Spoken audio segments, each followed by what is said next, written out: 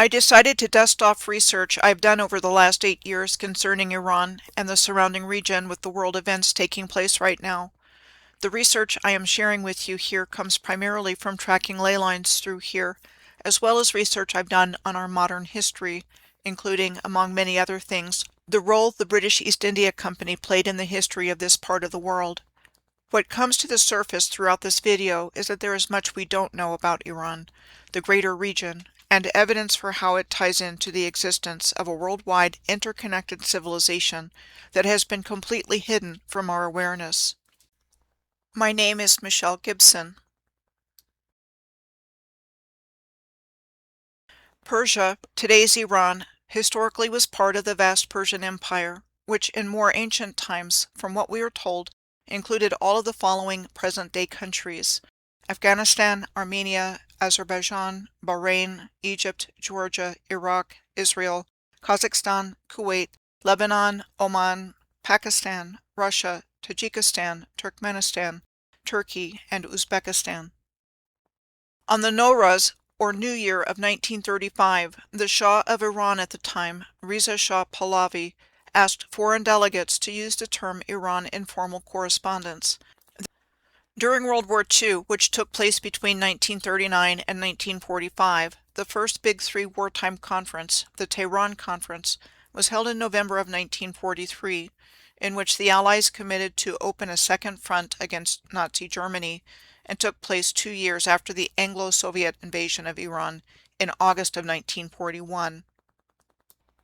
Reza Shah Pahlavi was deposed in September of 1941 as a result of the British and Soviet invasion of Iran during World War II, because he was seen as a German ally, even though Iran had maintained neutrality in the conflict, and the invasion took place purportedly to secure Iran's oil fields and ensure Allied supply lines along the Persian corridor.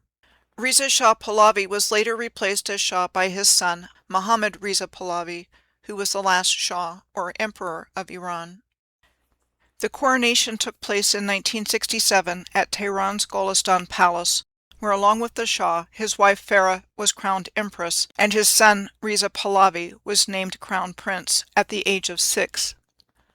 Golestan Palace is the former royal complex and said to be one of the oldest historic monuments in Tehran. A UNESCO World Heritage Site since 2013, it is noteworthy for many reasons, including spectacular mirror mosaics and tile work. Shah Mohammad Reza Pahlavi was overthrown as Iran's head of state on February 11th of 1979. The Iranian Revolution involved a series of events that culminated in the overthrow of the Pahlavi dynasty and led to the replacement of the imperial state of Iran by the Islamic Republic of Iran, and what is called a unitary, theocratic, republican, authoritarian presidential system, subject to a supreme leader or grand ayatollah, initially by Ayatollah Ruhollah Khomeini, an Islamist who was the leader of one of the rebel factions. The revolution was supported by various Islamist and leftist organizations, as well as student movements. One of the events taking place in the aftermath of the Iranian Revolution, which I remember well because I was in 10th grade at the time, was the Iran hostage crisis from 1979 to 1981, in which there were 66 American diplomats and citizens taken captive in Tehran beginning on November 4th of 1979, when Iranian militants and students stormed the U.S. Embassy. The Iranian hostage crisis severely impacted the presidency of Jimmy Carter and included a failed rescue attempt known by the cover name Operation Eagle Claw, in which 8 service members were killed in April of 1980. On January 19th of 1981, Iran and the United States signed an agreement to release the remaining 52 Iranian hostages after 14 months, or 444 days, of captivity, of which the release took place on the following day, minutes after the inauguration of Ronald Reagan as the 40th President of the United States. Shah Mohammad Reza Pahlavi died in exile in Egypt in 1980. Reza Pahlavi and his mother Farah, who have been living in exile throughout this time, are still very much alive today. Things changed considerably for the people in what became the Islamic Republic of Iran after 1979. This revolution took place in a country that was experiencing prosperity and produced profound change at great speed, and replaced a pro-Western secular monarchy with an anti-Western Islamic republic. These pictures were before the 1979 Islamic Revolution in Iran. And this picture of the citizenry was taken in 2012. So what has been going on here? How did Islam in Persia morph from the Sufi Islam of Rumi, a 13th century Persian, who was an Islamic scholar, theologian, mystic, and poet? Who were the Sufis? They were mystics and practitioners of the inward dimension of Islam. Sufism emphasizes personal experience with the divine and concentrating one's energy on spiritual development rather than focusing on the teachings of human religious scholars. Rumi established the Mevlevi order in Konya, Turkey, otherwise known as whirling dervishes, who practice a spinning dance used to connect with the divine. How did the Sufi Islam of Rumi morph into the radical fundamentalist Islam that came into power in Iran? And I think what happened to Iran with the imposition of the Islamic Republic of Iran was the blueprint for the globalist Islamist takeover of the Western world. I think it has something to do with this quote from Albert Pike, described as an American author, poet, orator, and prominent member of the Freemasons.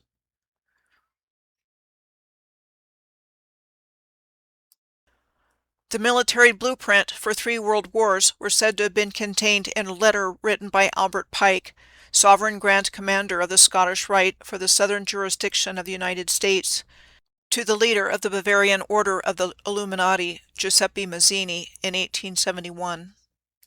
So let's go back in time through the history of the region to see what is discoverable, both that which is not readily available to find except through pattern recognition and intuition, and that which is found in the historical narrative we've been given. There is information available to find through pattern recognition, but it ends up being a jumble of puzzle pieces that hint at larger connections, but do not present a clear picture. Like when I found the tomb of Aurangzeb in Kuldabad in India when tracking a long-distance ley line back in April of 2020.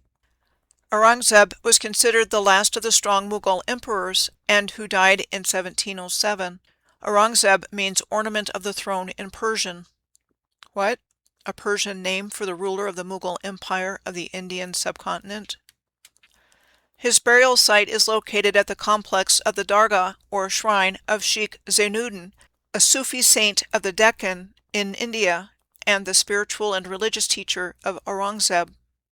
As a matter of fact, Kuldabad is popularly known as the Valley of Saints because several Sufi saints resided there in the 14th century. The last Mughal emperor in India, Bahadur Shah Zafar, also a devout Sufi, was deposed by the British East India Company in 1858 and exiled to Rangoon in Burma. Through the Government of India Act of 1858, the British Crown assumed direct control of the British East India Company-held territories in India in the form of the new British Raj. The Criminal Tribes Act was first passed by the British colonial government in 1871. It criminalized entire communities by designating them as habitual criminals, and restrictions on their movements imposed, including men having to report to the police once per week. In 1876, Queen Victoria assumed the title of Empress of India. King Emperor and Queen Empress were the titles used by the British monarchs in India between 1876 and 1948. The Khorasan was a historical region comprised of land in present-day Iran, Afghanistan, Turkmenistan, Uzbekistan, and Tajikistan. Khorasan is said to mean something along the lines of land of the sun, or where the sun arrives from in Persian. I found the same idea in Turkey, which was known historically as Anatolia. The meaning of Anatolia is also something along the lines of rising sun in ancient Greek. So what this tells me is that the whole concept of the sun always rising on the empires of the ancient advanced civilization was embedded in language and collective awareness. In similar fashion, we learned that the sun never set on the British Empire.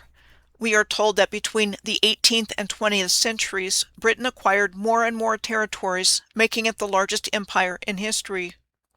When I saw the Persian name of the Mughal emperor Aurangzeb, I vaguely recollected something about the Aryans. It rang the bell of a distant memory. In looking up the definitions of Aryan, here's what I'm finding. The Aryans brought Hindu religious thought to India. The term was used by the Indo-Aryan people of the Vedic period in ancient India as a religious label for themselves. The Iranian people used the term as an ethnic label for themselves in the Avesta scriptures, the religious texts of Zoroastrianism, and the word Aryan forms the source of the country name Iran.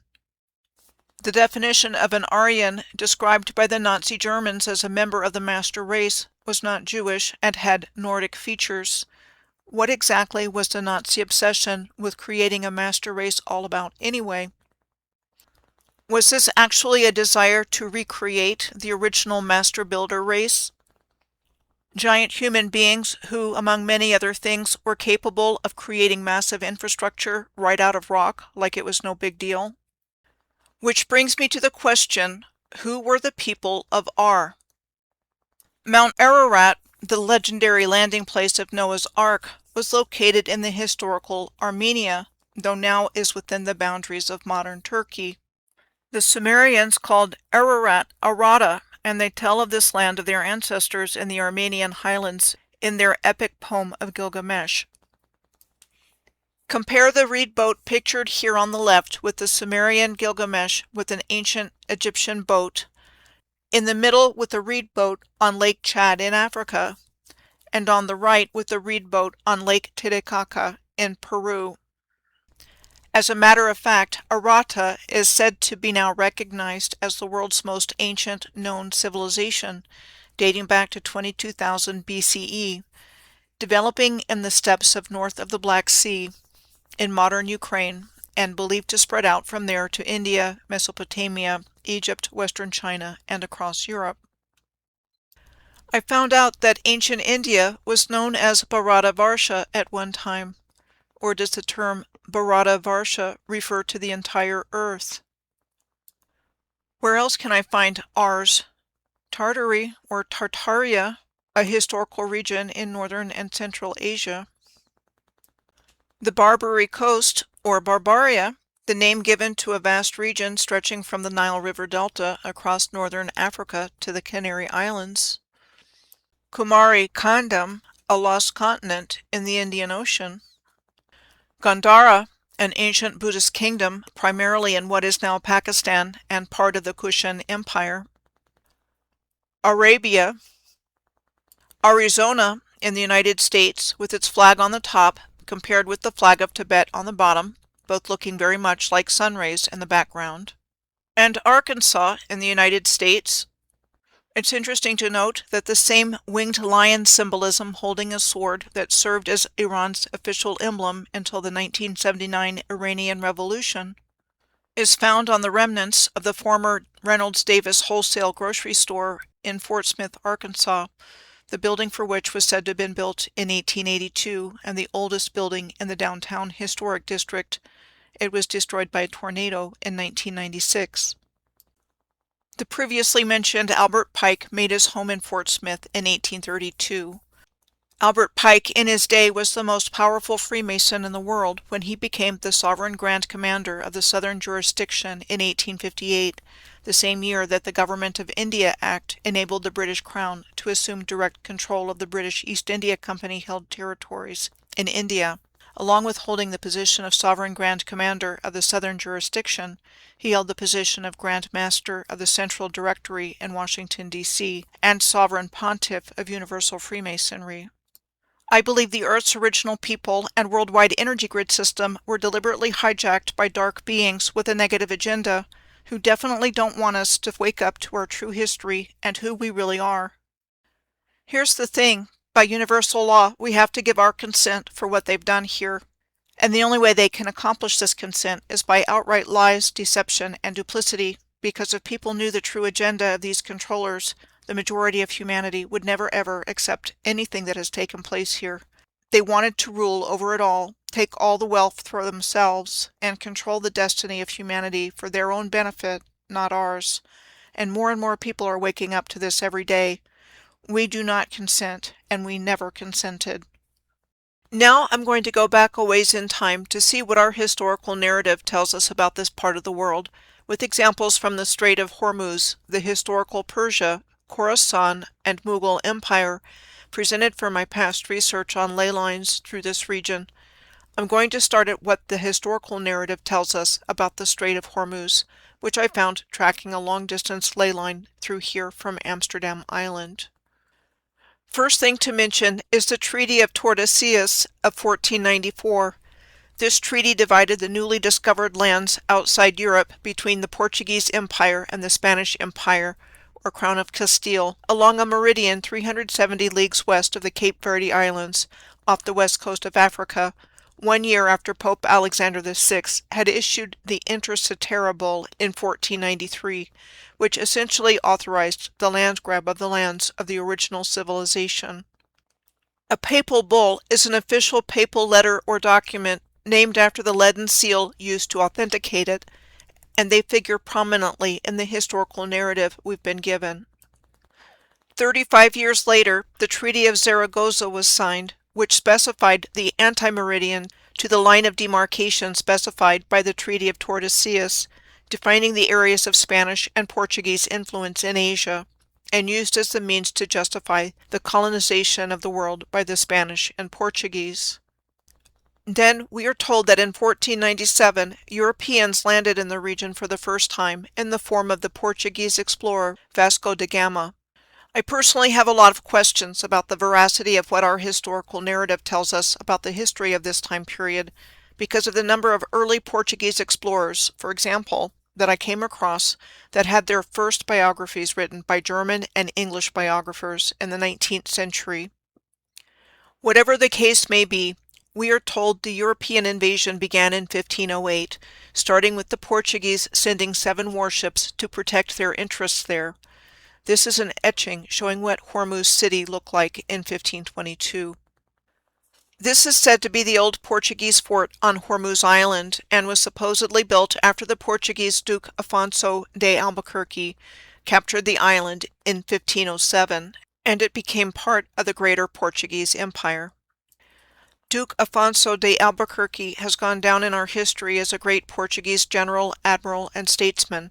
He was Viceroy of Portuguese India from 1509 to 1515. Among other goals of conquest, he sought to secure the spice trade for the Portuguese Empire, which included control of Malacca and the Spice Islands, Goa in India, Hormuz in the Strait of Hormuz, and the port city of Aden in Yemen on the Gulf of Aden near the Red Sea.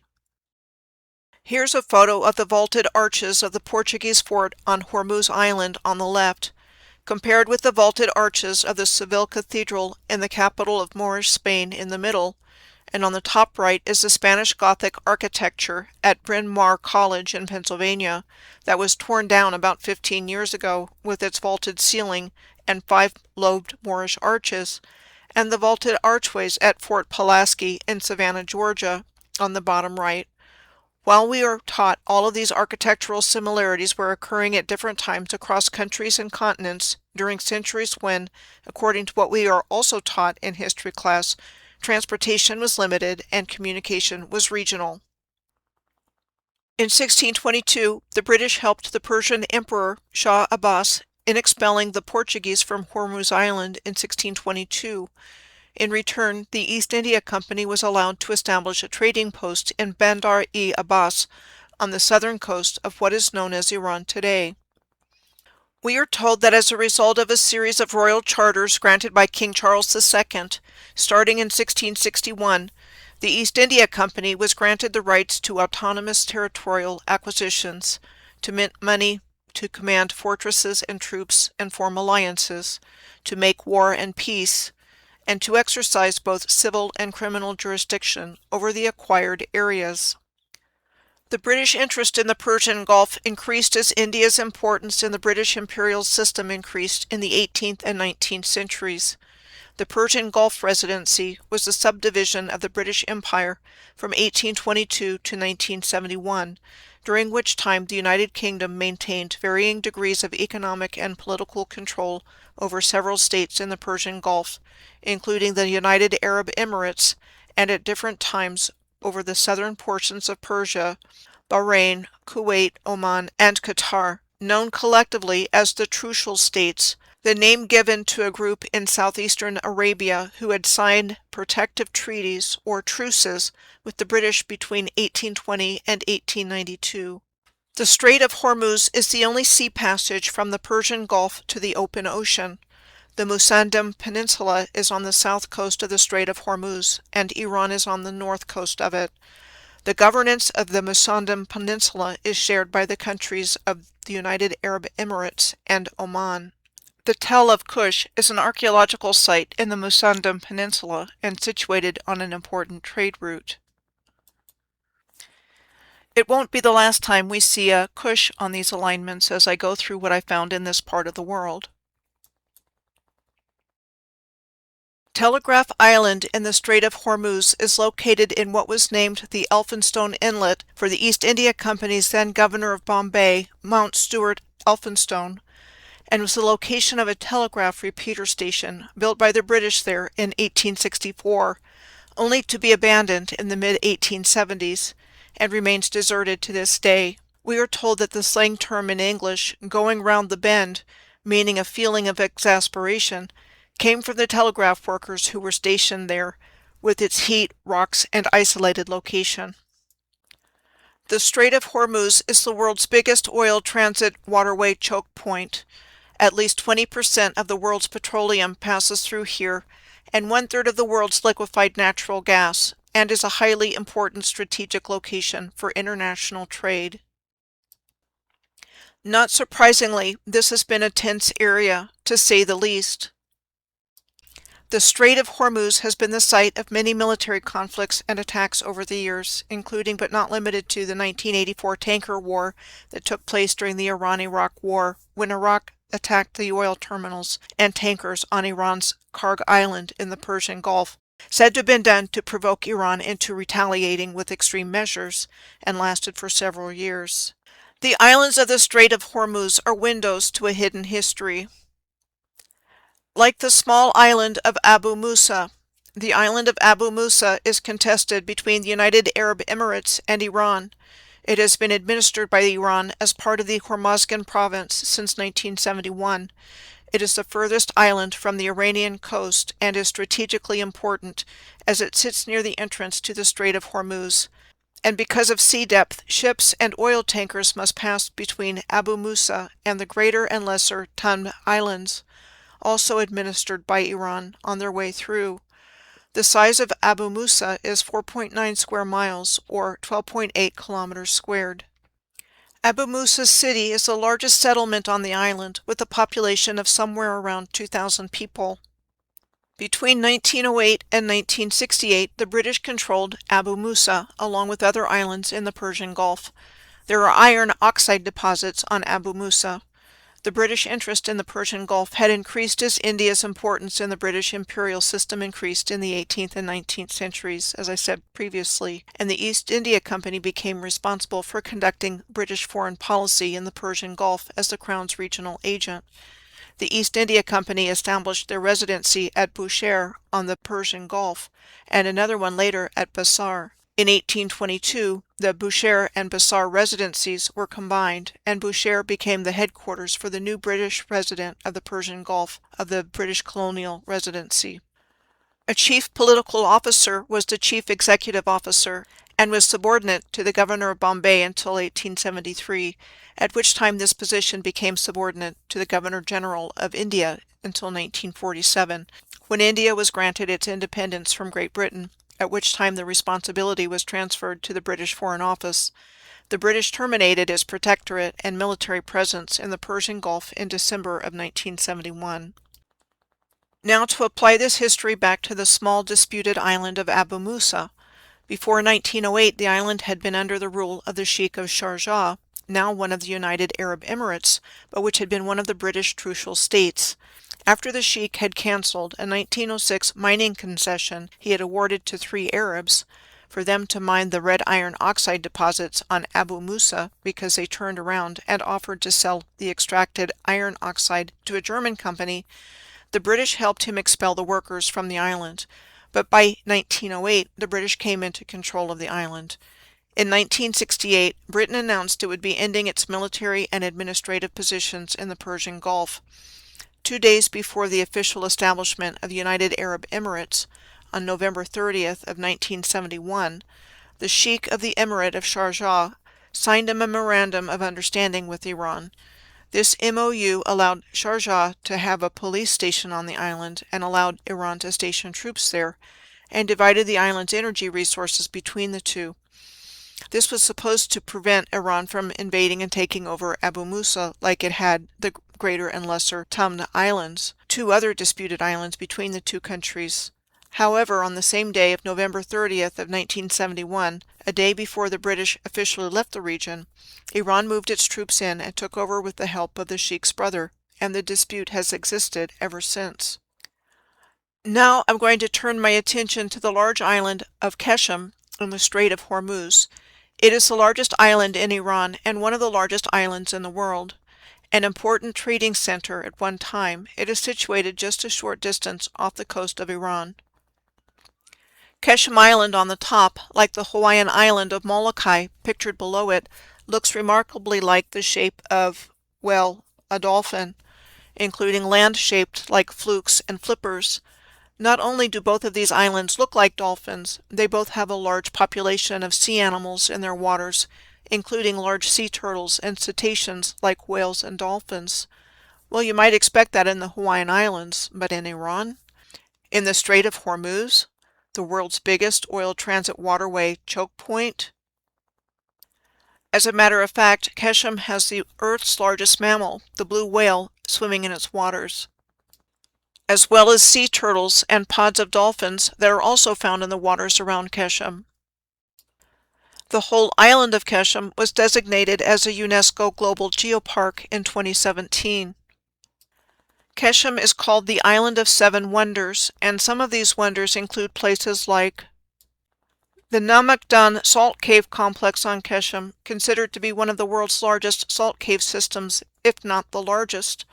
The cave system is said to be a 4-mile or a 6.5-kilometer long labyrinth, most of which is closed to the public. This location is said to be therapeutic for treating asthma and other respiratory ailments. Another wonder on Keshem is the Valley of the Stars, or Stars Valley, called one of the most amazing natural sights in the world. But is it natural, or could that possibly be melted ancient masonry?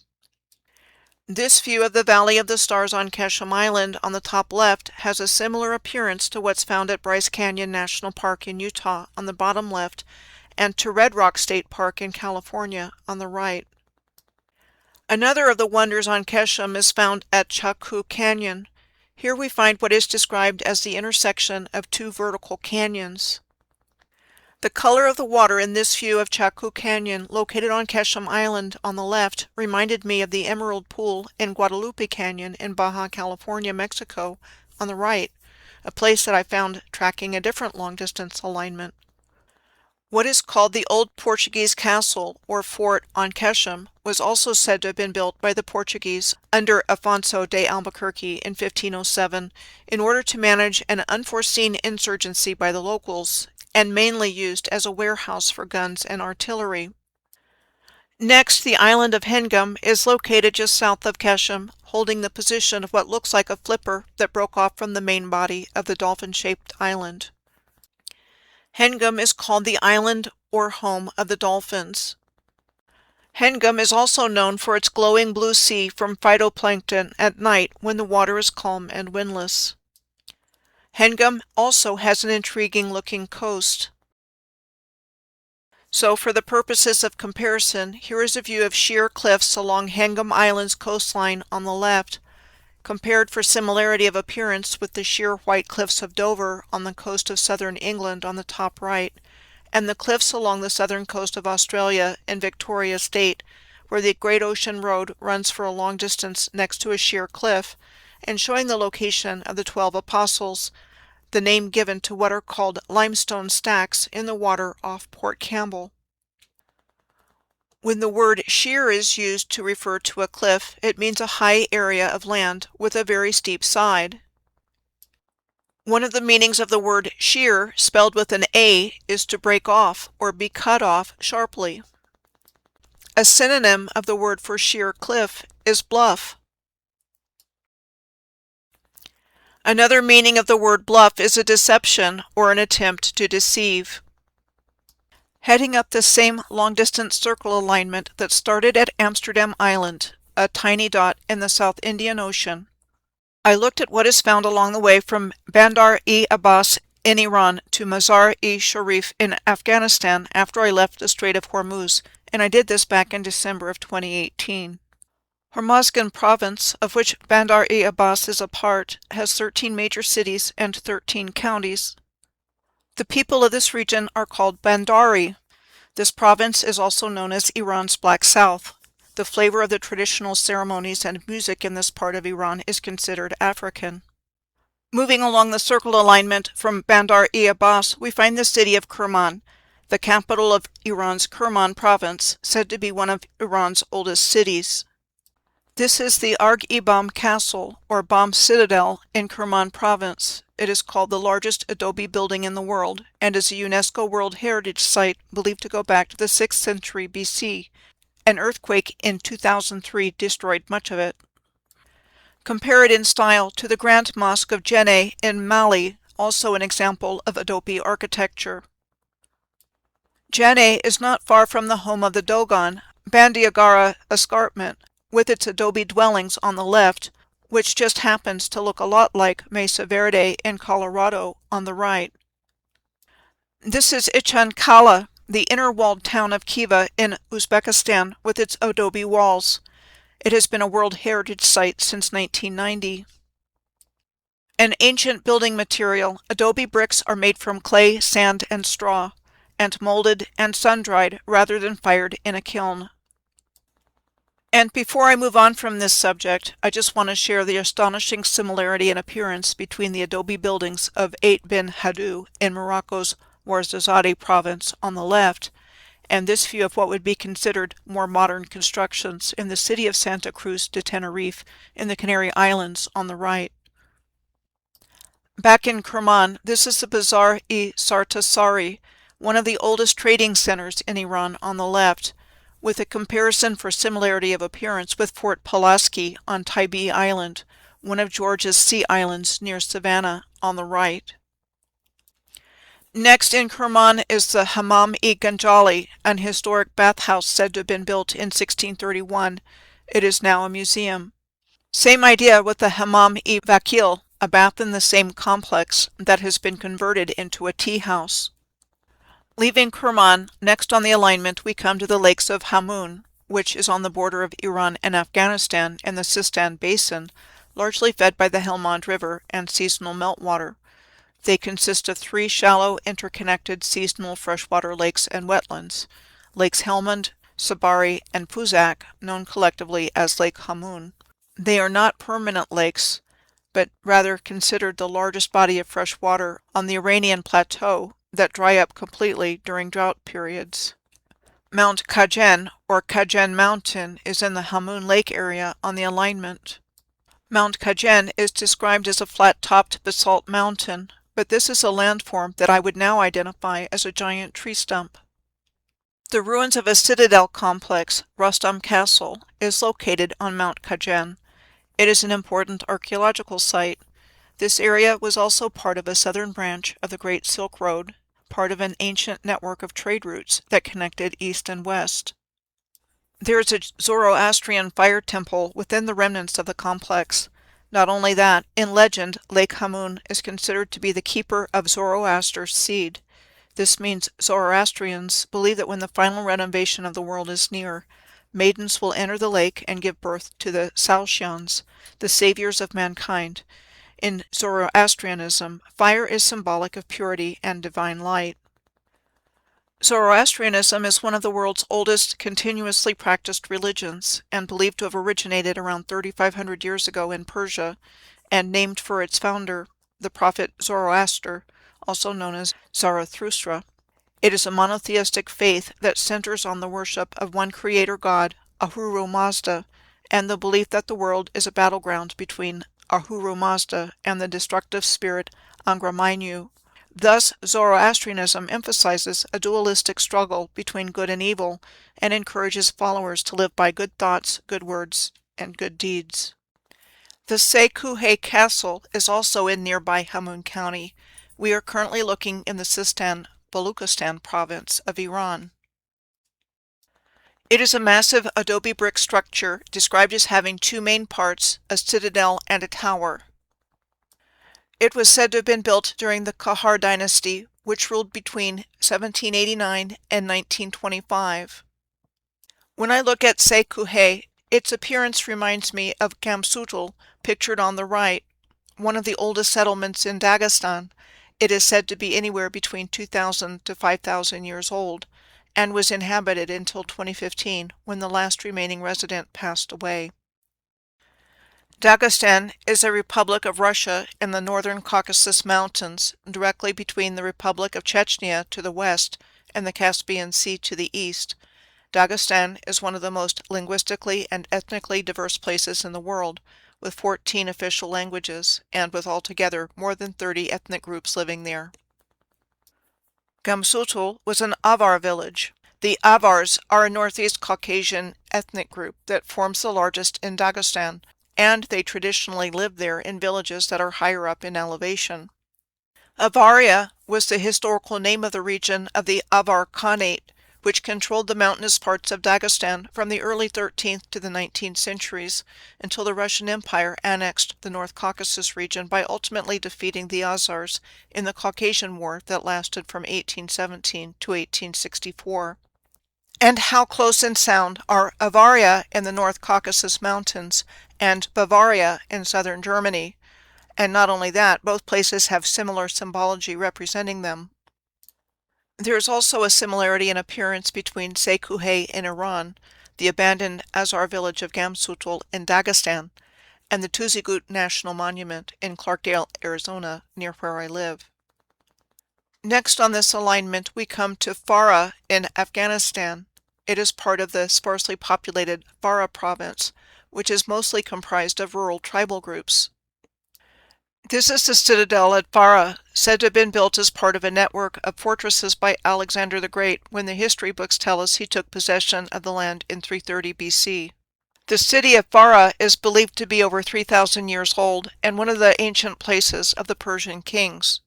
The population of Farah province is predominantly Pashtun. The Pashtun are a tribal nation of millions of Afghani and Pakistani Muslims who have a strong oral tradition that they are descendants of lost tribes of Israel, and they refer to themselves as Bani Israel. More on the Pashtun to come shortly in this video. Farah also belongs culturally and historically to Sistan province in Iran and the Greater Khorasan in the northeast part of the historical Persian Empire. Next on this alignment is Mazar-e-Sharif, Afghanistan. It is the third largest city in Afghanistan and the capital of the Balkh province. This region is also part of the Greater Khorasan of the historical Persian Empire. This is the citadel in the ancient city of Balkh. Balkh was a center of Zoroastrianism and Buddhism in northern Afghanistan. It is a short distance northwest of Mazar-e-Sharif. It was also known as Bactra, the capital of ancient Bactria. Our history books convey to us that Alexander the Great captured the city in 330 BC, and the hordes of Genghis Khan completely destroyed it in 1220 AD. It is interesting to note that modern Balkh is a geometrically perfect circle with streets radiating out from the center of the circle. I've seen that same kind of perfect geometric layout in Paris, France, and Goderich, Ontario, with streets radiating out from a central point. The Hindu Kush is just south of Balkh. The Hindu Kush is a 500-mile or 800-kilometer long mountain range in Central and South Asia, in between Afghanistan and Pakistan, and there's a reference to Kush again. There are many who believe that there is a connection between Balkh, the Hindu Kush, and Shambhala. Zoroastrians, for example, identified the Hindu Kush as the High Hara, or the geographic center of the universe around which the stars and the planets revolve, and the home of the masters of the heart. There's a strong history of Buddhism in this part of the world as well. In Balkh, there are stupas over the remains of the first lay disciples of the Buddha, Trapusa and Bahalika. The city was said to have derived its name from Bahalika. This Buddhist stupa near Balkh sits on top of the Takht-i-Rustam, the throne of the hero of the world. The Bamiyan Valley of Afghanistan is south of Mazar-e Sharif in central Afghanistan, not far from Kabul, the country's capital. There were two colossal statues of Buddha there, carved into the sandstone. Both statues were destroyed by the Taliban in 2001. I firmly believe there would be no mysteries in history if we'd been taught the true history about an ancient, advanced, worldwide civilization that was all about harmony, balance, beauty, sacred geometry, and unity with each other in the universe, and connecting with one's higher self. This is one example of many of how dark forces have been hell-bent on physically destroying this civilization and its memory and legacy. Now I'm going to come into modern Iran from another direction, starting in Lahore, Pakistan. This research is from the relationship between sacred geometry, ley lines, and places in alignment, which was a 23-part series I did back in 2019 and 2020 of an alignment that started in San Francisco, California. Lahore is the capital city of the Punjab province of Pakistan. The Punjab is a historical region of South Asia in the northern part of the Indian subcontinent and was the cradle of the ancient Indus Valley civilization, which was largely in modern Pakistan. The Indus Valley civilization flourished in the basins of the Indus River, which originates on the Tibetan Plateau near Mount Kailash and ultimately flows along the entire length of Pakistan to the Arabian Sea. The ancient civilization that flourished here was also known as the Harappan civilization, after Harappa, considered the type or model site of the civilization. Mohenjo-Daro was one of the largest cities of the ancient Harappan civilization of the Indus River Valley, and is a UNESCO World Heritage Site, said to have been built starting in 2500 BC and one of the world's earliest major cities. The Harappan civilization was well known for its urban planning, baked brick houses, elaborate drainage systems, water supply systems, clusters of large non-residential buildings, and metallurgy. I even read where they had streetlights and extremely accurate systems of weights and measures. The Great Exhibition of the Works of All Nations, held in the Crystal Palace in London in 1851, was also known as the Great Shalimar, which was a reference to the Mughal garden complex in Lahore, where you see the 8-pointed star, and similar design patterns found at the Lahore Gardens on the left are also on the Great Exhibition brochure on the right. I think these design patterns with 8-pointed stars were a significant symbol for the ancient advanced worldwide civilization because I find them everywhere, including, but far from being limited to, the Mabel Tainter Memorial Theater in Menominee, Wisconsin. The walled city of Lahore, also known as the Old City, forms the historic core of Lahore and was the capital of the Mughal Empire at one time. Here's a view of the walled city of Lahore on the left, showing what looks to be very similar to a star city configuration, like the example of the imperial city of Hue in Vietnam on the right. Lahore Fort passed to the British colonialists when they annexed the Punjab region following their victory over the short-lived Sikh Empire, which lasted from 1799 to 1849, and which had replaced the Mughal Empire here in the Battle of Gujarat in February of 1849. The Battle of Gujarat was part of the Second Anglo-Sikh War, a military conflict between the Sikhs and the British East India Company that took place in 1848 and 1849. Moving along the alignment, Faisalabad is next, the second largest city in the Punjab province of Pakistan after Lahore. We are told that historically it was one of the first planned cities in British India.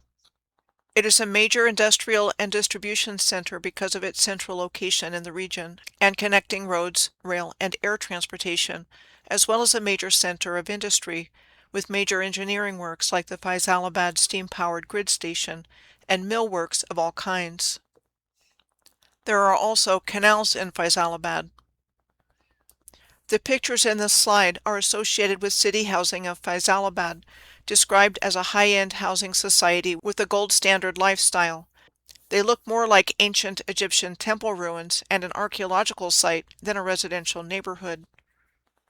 This is called the Gumti Monument in Faisalabad's Chenab colony, which has similar characteristics to Western infrastructure, like the World War I memorial said to have been erected in Washington, D.C. in 1931, which would have been during the Great Depression.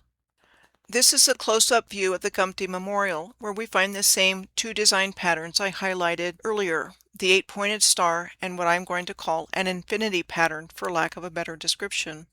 Like I said before, I have found these patterns together in places across countries and continents, like the Moorish kiosk in Mexico City, and an 8-pointed star in the designs of the ceiling above the chandelier of the abandoned Lowe's Theater on Canal Street in Manhattan. Next on this alignment from Faisalabad, we are coming into the Khyber Pakhtunkhwa province, which is the location of the Khyber Pass, a mountain pass in the northwest of Pakistan, and was an integral part of the ancient Silk Road. A translation is on the Khyber side of the land of the Pashtuns. This is the Bab-e-Khyber, or Khyber Gate, that stands at the entrance to the Khyber Pass, that was said to have been constructed in 4 months and inaugurated in 1963.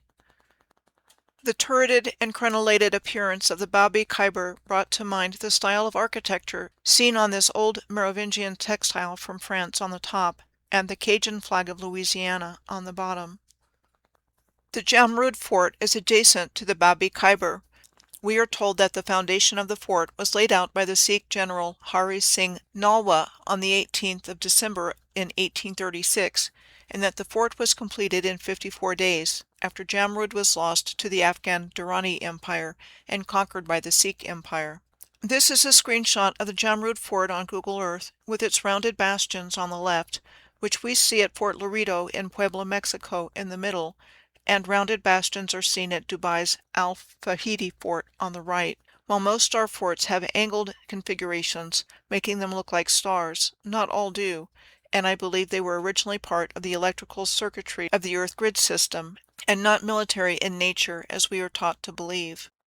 As a matter of fact, the Jamrud electrical grid system is located very close to Jamrud Fort, as is at least one other structure with the arrow pointing towards it, and possibly more, that looks like it could be connected to this system. It is typical to find star forts in clusters of 2 or more. Khyber Pakhtunkhwa province was the historical location of the ancient kingdom of Gandhara, including the ruins considered to be 2,000 years old of its capital city, Pushkalavati, near modern-day Charsada. Pushkalavati was originally a stronghold of Buddhism. These Buddhist ruins are found in the Khyber Pass of Afghanistan on the left, compared in appearance to the Bezeklik Thousand Buddha Caves in Turpan in northern China's Uyghur Autonomous Region in the middle, and Borobudur on the island of Java in Indonesia on the right. Ancient Gandhara in present-day Pakistan was said to have attained its height from the 1st to the 5th centuries AD, flourishing as the crossroads of Asia under the Kushan Empire. The Kushan Empire encompassed much of what is Afghanistan, India, Pakistan, western Nepal, Tajikistan, and Uzbekistan, and said to have been formed by the Yuezhi, an ancient people described as nomadic pastoralists, who were in the Bactrian territories in the early 1st century. We will never know if it was connected to the Kingdom of Kush of Africa, because that's not what our history tells us, but something to consider. Could there have been a connection between the Kushan Empire in this region, which includes a mountainous region known to this day as the Hindu Kush, and the Kushite Empire of northern Africa with its capital of Meroe, which also sounds like Merovingian, mentioned previously in association with the French textile design, in Sudan near the Nile River, pictured here? This leads back to the Pashtun tribal peoples, the primary inhabitants of the Khyber Pakhtunkhwa and Balochistan provinces of Pakistan and Afghanistan, in a region regarded as Pashtunistan, split between 2 countries since the Durand Line border between the 2 countries was formed in 1893 after the Second Anglo-Afghan War. The namesake of the line, Sir Henry Mortimer Durand, was a British diplomat and civil servant of the British Raj. We are told that together with the Afghan Emir Abdul Rahman Khan, it was established to fix the limit of their respective spheres of influence, and improve diplomatic relations and trade. Well, that certainly sounds good, but what was really going on here? The Durand Line cuts through the Pashtunistan and Balochistan regions, politically dividing ethnic Pashtuns and Baloch who live on both sides of the border. But really, why divide a people in this fashion? As I mentioned previously, in the Farah province of Afghanistan, the Pashtun are a tribal nation of millions of Afghani and Pakistani Muslims who also have a strong oral tradition that they are descendants of lost tribes of Israel, and they refer to themselves as Bani Israel. Here's an example of a Pashtun textile piece showing the sacred geometric shape of a star tetrahedron in the center, commonly known as the Star of David, and a recognizable symbol of what is called Judaism today, as seen on the flag of Israel. This is also the 2D symbol of the 3D star tetrahedron that is the sacred geometric shape of the human light body, known as the Merkaba. What is intriguing is that there is other evidence that the Pashtun people of this region are connected to the tribes of Israel. At first I was puzzled by seeing references to the 12 tribes in different places besides the Pashtun in Pakistan and Afghanistan. I found the tribe of Naphtali in the South Pacific, the tribe of Reuben in Australia. The Kuki of India say they are the tribe of Manasseh. And on Madagascar, there is a resurgence of what they say the original faith of the island was. The Jesuits were said to have arrived here in 1845 and entrusted with the Prefecture Apostolic of Madagascar in 1850. I think a good explanation of this finding of the same tribal name in different parts of the world is contained in a Megalithomania presentation by Christine Rohn on 12 Tribe Nations, Sacred Number, and the Golden Age. She co-authored a book with John Michelle of the same name. Among other things, they followed the Apollo-St. Michael alignment across countries and continents all the way to Jerusalem in Israel. They discuss records and traditions of whole nations being divided into 12 tribes and 12 regions, each corresponding to one of the 12 signs of the zodiac and to one of the 12 months of the year, all formed around a sacred center and sacred centers. So what if we are talking about a worldwide civilization arrangement like what you see pictured here with the 12 constellations and 12 tribes of Israel all contained within an 8-pointed star? And that is the same symbol seen earlier with the question I asked of, who are the people of Ar? I realized that Earth's true history was not about organized religions, which is a stumbling block because of what we've always been taught. The controllers didn't rewrite history from scratch. They rewrote the historical narrative to fit their agenda, and from cradle to grave, we are immersed in learning their version of history. There is so much we haven't been told about the true history of the Earth, including how all organized forms of religion connect back into the advanced ancient civilization and are not mutually exclusive as we've been taught to believe. They definitely don't want us to know who we really are and try to keep most of humanity stuck in their lower selves in every way possible, including addictions, distractions, and consumerism that huge corporations are making massive profits from. Ghazni is an ancient city with a rich heritage. The Ghazni citadel was said to have been built in the 13th century to form a walled city. This is a lithograph painting of the Ghazni citadel in 1839 by James Rattray, a soldier and artist serving in Afghanistan in the First Afghan War. The First Anglo-Afghan War is called one of the first major conflicts of what was called the Great Game, the 19th century competition for power and influence in Central Asia between Britain and Russia. I found reference to the Great Game in the Torres Strait Islands, a group of at least 274 small islands in the Torres Strait between Australia's Cape York and New Guinea.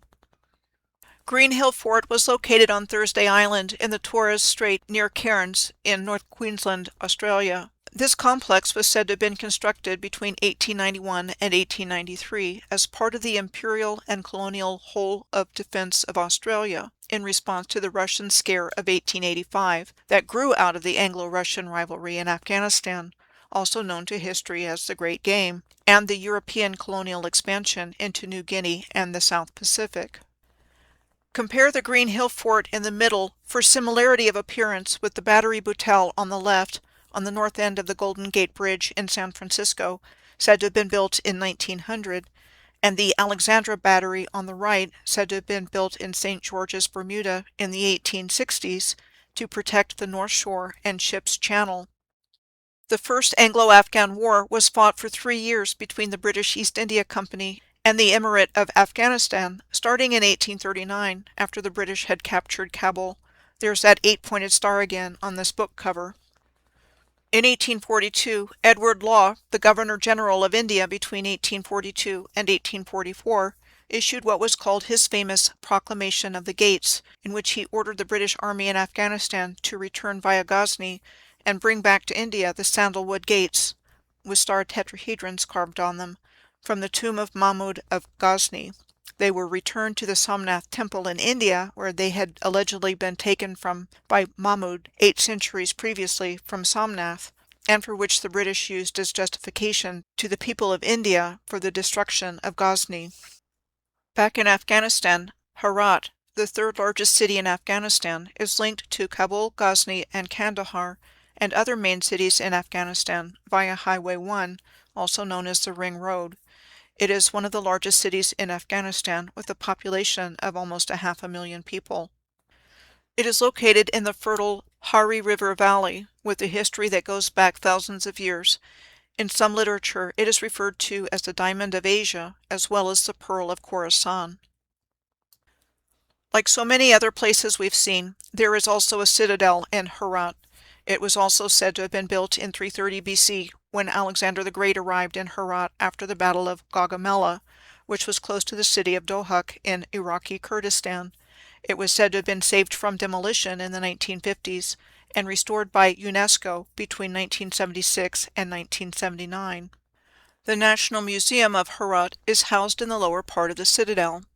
It was established as a museum in 1925 by order of King Amanullah, one of the kings of modern Afghanistan.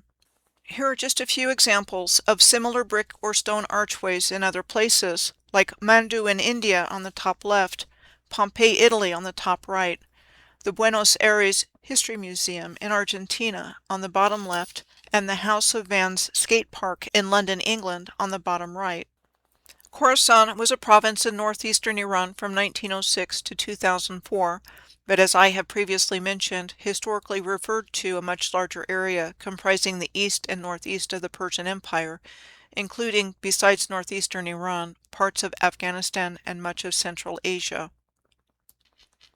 During the Kahar dynasty of what was then called the Sublime State of Persia between 1789 and 1925, Britain supported the Afghans to protect their East India Company. So Herat in Afghanistan was separated from Persia, and the king of Persia, Nasser al-Din Shah, was unable to defeat the British to take back Herat. Nasser al-Din Shah was assassinated in 1896 while in prayer at the Shah Abdul Azim's shrine in Ray, what is called the oldest existing city in Tehran province. Persia was compelled by treaty not to challenge the British for Herat and other parts of what is today Afghanistan. Khorasan was divided into 2 parts in 1906, with the eastern part coming under British occupation, and the western section remained part of Persia, shown here. The city of Mashhad in modern Iran's Razavi Khorasan province was a major oasis along the ancient Silk Road. This is a Google Earth screenshot of Malat Park, the largest park in Mashhad. What is described as one of the best and most famous amusement parks in Iran, the Malat Luna Park, and one of several amusement parks in Mashhad.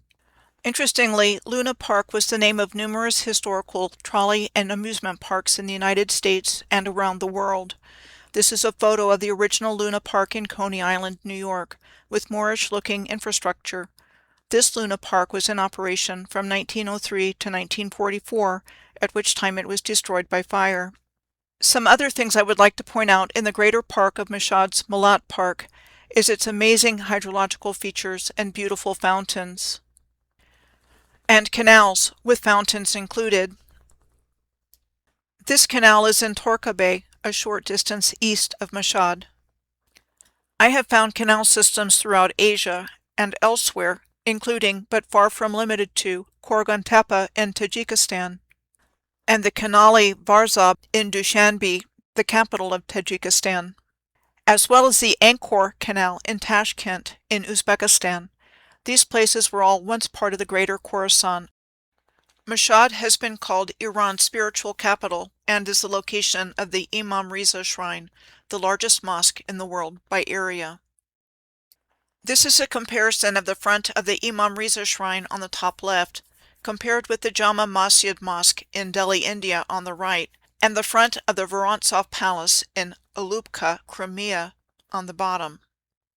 This photo shows the exquisitely crafted mirror interior of the Imam Riza Shrine in Mashhad, like the stunning mirror work at the Golistan Palace seen earlier in this video.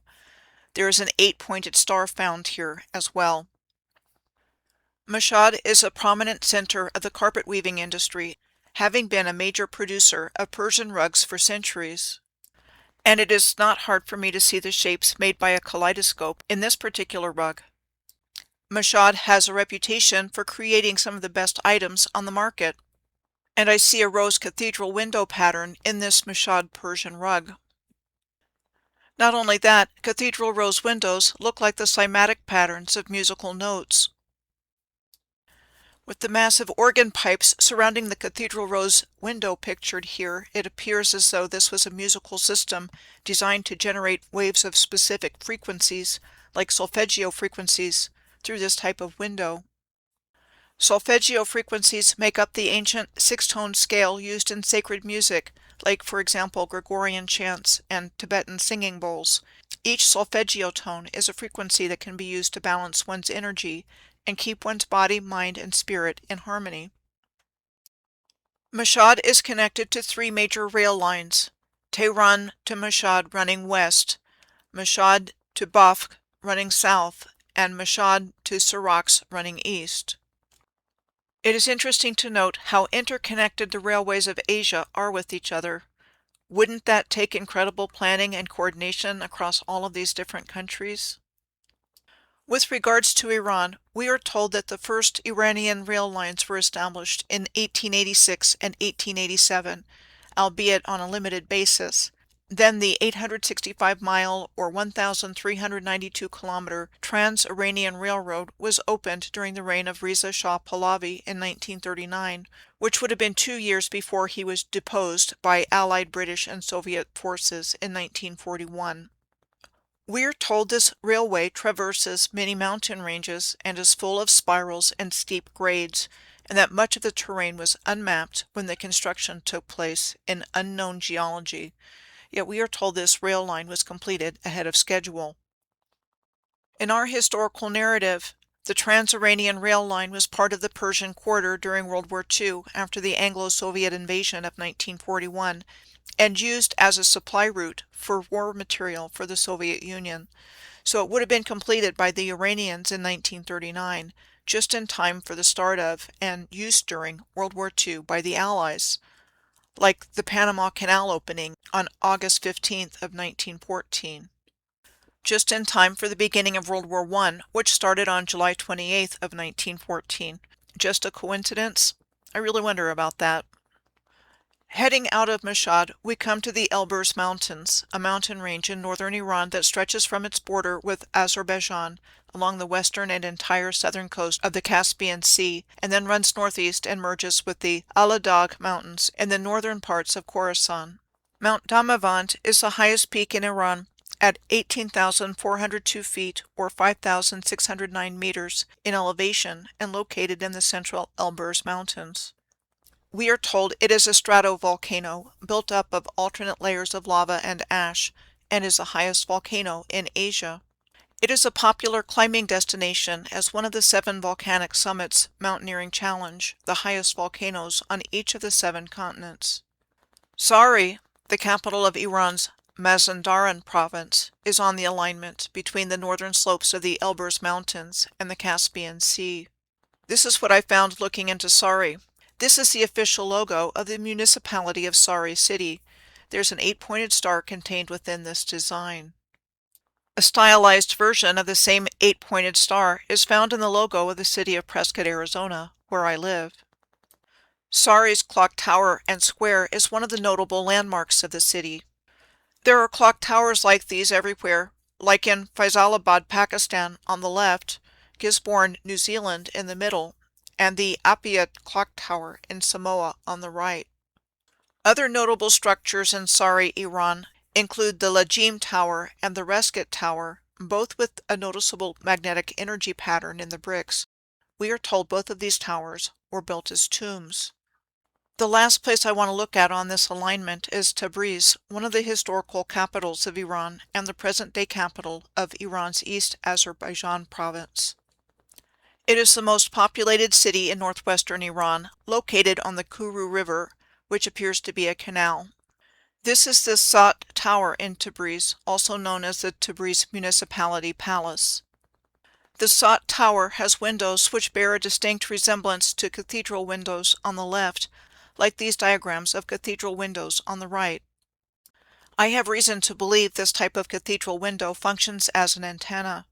When I was reading an article about elliptical polarization, I encountered the diagram on the left showing the efficiency in decibels of the axial ratio of two antennae, and the shapes formed in the graph are identical to those of this type of cathedral window in comparison on the right. I'm going to end this here. There is always much more to find and share, so this is just really a sample of what there is to find. Much has been removed from our collective awareness, but there are still clues available to find that hint at a much larger picture than what our historical narrative teaches us, especially when we are willing to let go of what we have always been taught to believe is true and open ourselves to receiving new information. I hope that I have created an opening for people to consider thinking differently about what our true history might have been with the information I presented in this video, and about how the messy world we live in was heavily manipulated to keep this knowledge from us and to ultimately control us and our destiny.